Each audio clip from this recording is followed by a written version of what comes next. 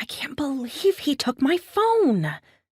That was the detail Luma White was focused on as she sat in the passenger seat of her Audi, hands bound in front of her and a blindfold slipping down around her nose. Her phone. How much of an 18-year-old girl could she be? That was what she was most concerned about. But on the other hand, it was easier to fixate on the phone than on everything else. She'd been in the car for about 3 hours now.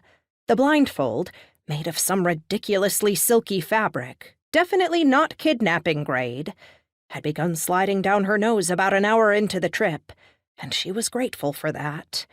Riding in a car with her eyes shut always made her feel sick, and when her captor noticed that she could see again, she convinced him not to cover her eyes again.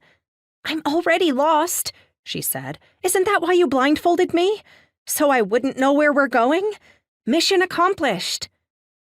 The man driving Luma's car was her stepmother's bodyguard, Antonio.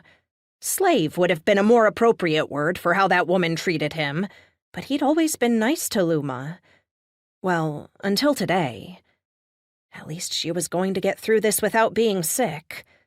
Silver linings and all that.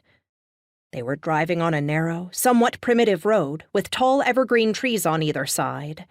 It was dark thanks to the forest's dense coverage, even though they started driving around noon. Antonio had appeared in the doorway of Luma's room and told her he needed help running an errand for her father. That was a little unusual, but nothing to raise her suspicions. By the time he was opening the passenger door of Luma's car for her, telling her they were going to pick up some files at her father's office, Luma started asking questions. "How did you get my car key?"